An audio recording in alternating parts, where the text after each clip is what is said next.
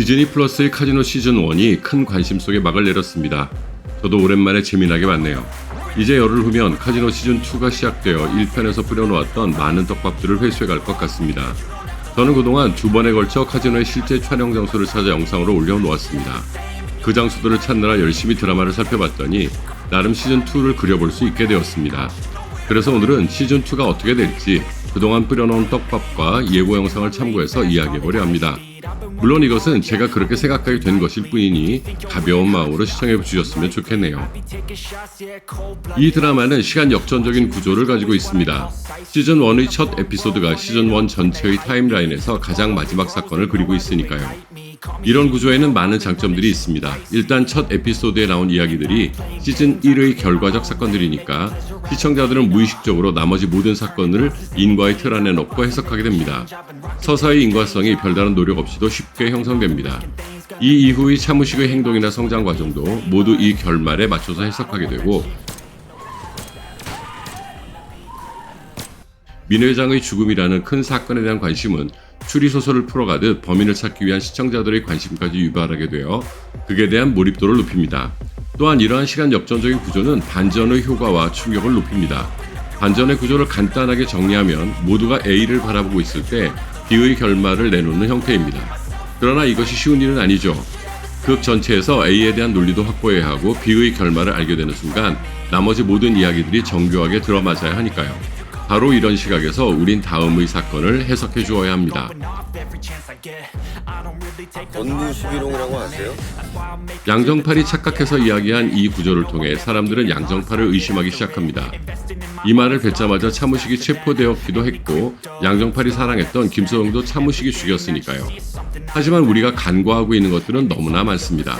일단 이 타임라인 이전에 양정팔이 김소정 살해의 배후에 차무식이 있다는 사실을 알았는지가 확실하지 않습니다. 그리고 양정팔은 이미 김소정의 마음이 뜬 것을 알고 있습니다. 자기를 배신한 여자가 죽어서 슬퍼할 수는 있어도 그 때문에 차무식을 배신할 수는 없습니다. 아직 채권자조차 제대로 컨트롤할 수 없는 양정팔의 입장에서는 황금알을 낳아주는 거위의 배를 가르는 행위와 마찬가지니까요. 그리고 이 대화의 장면을 보면 둘 다 뭔가 흐뭇한 표정입니다. 또한 타임라인을 따라가다 보면 둘이 이 대화를 나누는 시점은 이미 민 회장이 죽고 난 후라는 것입니다. 민 회장 때문에 최후가 될 수 없었던 차무식이 마침내 최후가 된 것에 대한 양정팔의 축하 메시지일 수도 있는 것이죠. 자신들이 손으로 제거하지는 않았지만 어부지리를 얻은 것에 대한 즐거움을 표현한 것일 수 있습니다. 시간 역전적 구성은 묘합니다. 결말을 이미 이야기해버렸기 때문에 그 이전에 발생한 모든 사건들을 이 결말과 연관지어 해석하게 하는 해석적 오류를 유도합니다. 물론 인과관계를 더욱 강화하는 요소로도 작용하죠. 극중 민 회장은 마닐라의 프루비오에서 정깃을 운영하면서 에이전트로도 활동하던 사람입니다. 한낱 건달에게도 수모를 당하고 돈을 빼앗기기도 했던 사람이죠. 이런 민 회장은 차무식 덕분에 성장하게 됩니다. 그러다가 이제 볼튼 호텔의 카지노를 단독 정깃으로 운영할 수 있을 정도로 커진 것이죠. 아시다시피 볼튼의 실소유자는 대부 다니엘입니다. 민 회장은 그리 대단한 존재는 아닙니다. 차무식을 옆에 두고 있었기 때문에 오늘의 성공을 이룬 정도의 사람이죠. 실제 민 회장이 차무식을 최초로 만나게 된 것도 차무식의 돈을 가로채기 위한 것이었습니다. 차무식이 우삼 정밀기계의 대표를 엮어나가는 과정을 떠올려보면 민 회장이 차무식을 엮은 과정이 오버랩됨을 쉽게 눈치채실 수 있을 겁니다. 그리고 돈에 대한 욕망은 크지만 성격이 우유부단하게 묘사됩니다. 태숙이는 그냥 둬서는 안 되겠어. 이런 그의 성격은 그 스스로를 위험에 빠뜨리는 계기가 되기도 합니다. 이런 민 회장이 제거됨으로써 이득을 볼 수 있는 사람을 찾기 위해선 민 회장을 중심으로 둔 갈등의 구조를 분석해봐야 합니다. 뭔가 대단히 복잡해 보이지만 이 드라마를 관통하는 갈등의 구조는 꽤나 선명합니다. 거칠게 분리하면 신구 세력의 갈등이죠. 민 회장을 정점으로 그의 주변에서 이권을 만들어 나가던 두 집단의 갈등이 뼈대를 이루고 있는 것입니다. 구세력은 차무식을 중심으로 양정팔 이성구가 속해 있습니다. 필리핀 정치계와 검찰 등이 그 뒷배경을 이루고 있죠. 신세력은 최칠구를 중심으로 서태석 조윤기가 속해 있습니다. 이 둘의 입지나 힘의 차이는 명확합니다. 차무식 쪽이 월등하죠. 일단 빅보스 다니엘의 세례를 받은 쪽이기도 하고요. 이 둘은 끊임없이 갈등해 왔습니다. 그 갈등이 표면화되는 것은 최칠구의 호텔이 거의 완성되는 시점부터입니다. 아직 카지노 면허를 받지 못한 최칠구 쪽은 볼튼을 독점하고 있는 차무식 쪽의 파이가 더 커 보였을 것입니다. 누가 오른팔인데? 그리고 서태석은 자신이 민 회장의 오른팔로서의 입지를 확실히 하고 두 곳의 카지노를 전부 운영하고 싶었을 테니까요. 하지만 그런 그의 바람은 실현될 수 없었고 결국 차무식을 직접 제거하려 했지만 이도 실패했습니다. 영사 조윤기는 자신의 지위를 바탕으로 차무식을 제압하려고 했지만 오히려 가족에 대한 협박을 들을 수밖에 없었습니다. 결국 이러한 상황에서 서태석은 최후의 선택으로 차무식을 제거하려 했으나 실패하여 더 큰 생명의 위협에 직면하게 되었고 그 해결책으로 민 회장 제거에 나설 수밖에 없었을 것입니다. 민 회장을 제거하고 최칠구가 그 역할을 맡게 되면 차무식 쪽을 쉽사리 제압할 수 있을 것이라고 계산했을 테니까요.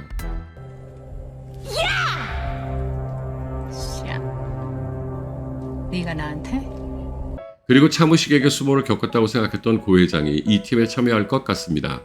그렇다면 민 회장과는 비교가 안 되는 자금의 수여를 받을 수 있으니 민 회장의 역할은 더 이상 필요하지 않게 된 것이죠.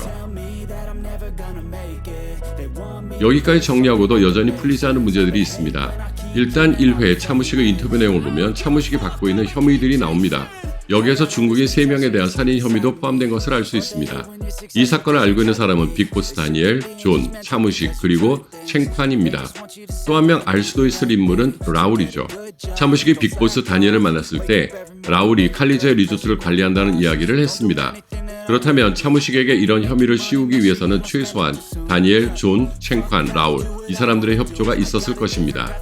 다니엘은 이런 일 자체에 관심이 없을 테니 배제하고 존은 차무식의 사람이니 역시 빼겠습니다. 그렇다면 남는 사람은 챙판이나 라울입니다. 결국 이 두 사람은 최칠구 쪽에 섰다고 봐야 할 것 같습니다. 챙판은 존을 통해 체면을 구겼고 라울은 차무식 때문에 볼튼 호텔의 이권을 빼앗겼었으니까요. 그리고 이들이 최칠구 쪽에 섰기 때문에 차무식은 체포된 것입니다. 이전 영상에서 필리핀 경찰의 시스템에 대해 이미 소개해드렸으니 자세한 내용이 궁금하신 분들은 우측 위의 카드를 클릭해서 확인해 주시기 바랍니다.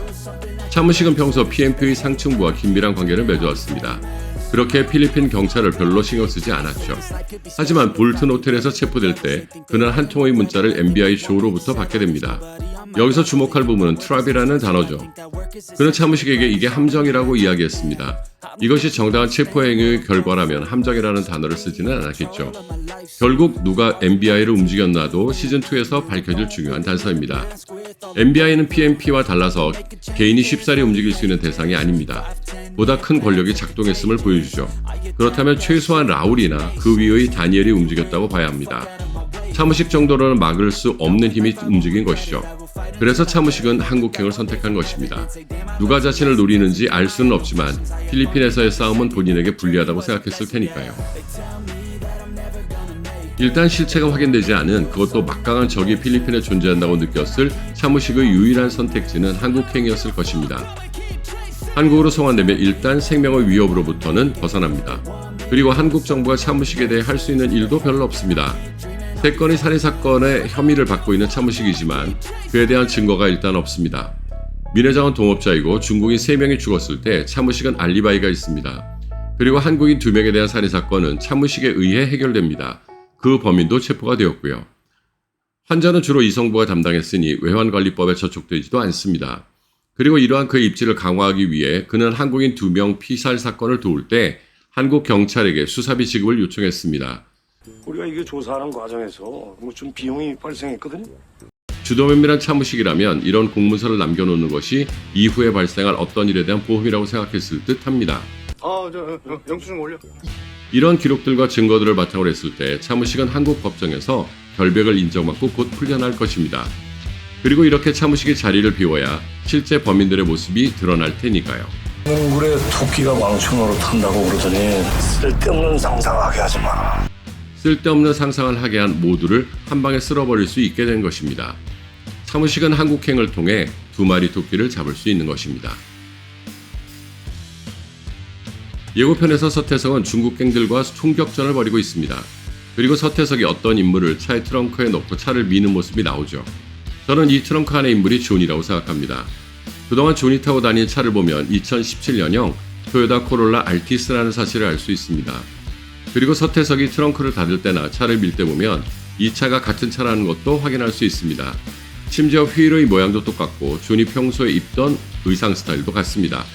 옷을 보고 인물을 판단할 수는 없습니다. 언제나 같은 옷만 입고 다니지는 않으니까요. 하지만 두 가지가 겹치면 믿어볼 수 있게 되죠. 서태석에게는 존이 매우 두려운 존재입니다. 차무식과의 관계도 그렇고 그의 개인적인 능력도 무시할 수 없죠. 그리고 아마 이것은 챙칸과의 관계를 더욱 깊게 이끌어가기 위한 선택이기도 할 듯합니다. 하지만 이 선택이 그를 파멸로 몰아가게 되겠죠. 다니엘에게 있어서 민 회장이나 차무식은 그리 중요한 존재가 아닙니다. 그저 자기 돈 벌어주는 하부 조직의 일원일 뿐이죠. 그런 다니엘에게 있어서 민 회장이 죽든 차무식이 죽든 그것은 관심의 대상이 아닙니다. 흰 고양이든 검은 고양이든 쥐만 잘 잡아주면 그만이니까요. 하지만 존은 다릅니다. 존은 다니엘의 오른팔로서의 중요한 역할들이 있으니까요. 그리고 존에 대한 적대 행위는 곧바로 다니엘에 대한 적대 행위로 간주될 수 있습니다. 그러니까 차무식이 다니엘에게 누가 범인인지 알고 있다고 전하는 대목은 민 회장을 죽인 범인에 대한 이야기가 아니라 존의 살인범을 알고 있다는 뜻이 될 것입니다. 그 범인으로서 서태석이 지목되고 증거가 제출되면 그가 살아날 가능성은 제로입니다. 챙칸의 경우에도 빅보스에게 신뢰를 회복하기 위해서는 서태석이라는 희생양이 필요하게 되겠죠. 결국 다니엘의 오른손을 제거한 행위의 결과로서 서태석은 생존의 가능성이 없어진 것입니다. 그리고 라울이 서태석 팀과 손을 잡은 이상 차무식의 하극상이 실현될 수 있게 된 것입니다. 차무식의 이재론에 따르면 양정팔과 이성구는 재주가 다른 존재들입니다. 이성구는 환전에 능하고 필리핀 갱들과도 잘 지내며 전투 능력도 나름 갖춘 인물입니다. 양정팔은 차무식보다 훨씬 오랜 시간 동안 카지노에서 일해왔기 때문에 그 바닥의 생리를 잘 알고 있는 인물이고 에이전트로서의 능력도 뛰어나죠. 게다가 차무식의 개인적인 대소사를 관리하는 역할도 잘 수행해내는 존재입니다.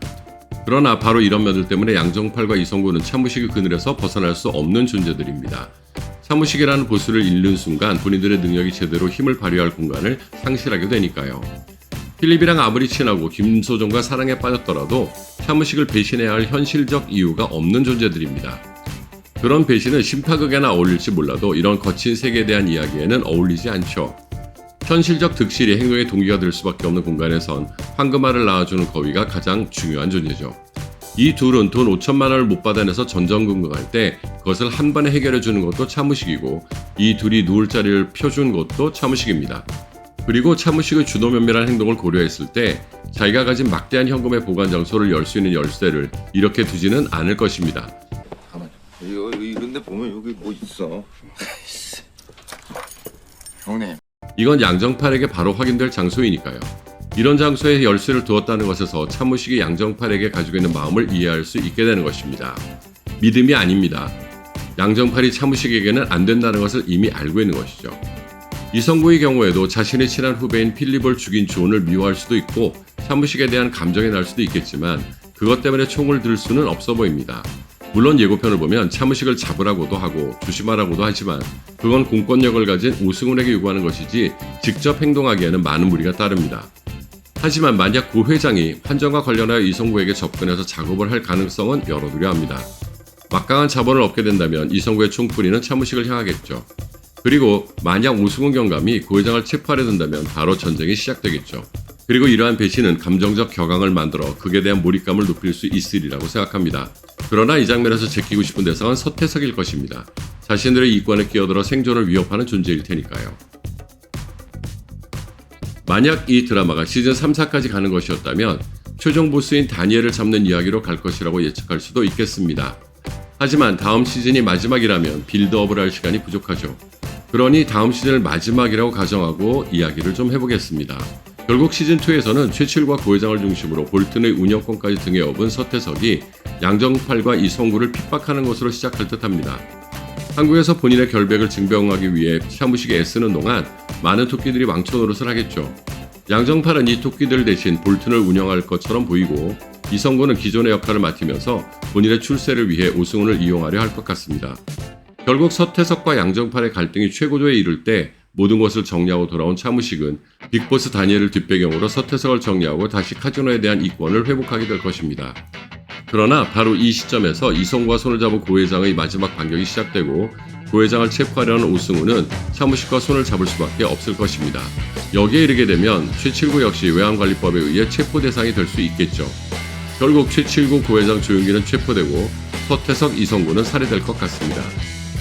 차무식은 뒤로 물러나는 것처럼 보이지만 보다 깊은 세계로 들어가게 되고 양정팔이 현재까지 차무식이 해왔던 역할을 맡으며 극은 마무리될 것 같습니다. 그래야 시청률을 좀 보고 다음 시즌을 또 만들 수 있을 테니까요. 적당한 권선징악과 적당한 세속적 타협에서 마무리되는 거죠.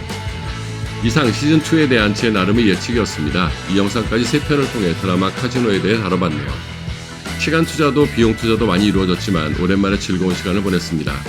찾고 분석하고 공부하는 것은 제가 가장 애정하는 일들이니까요.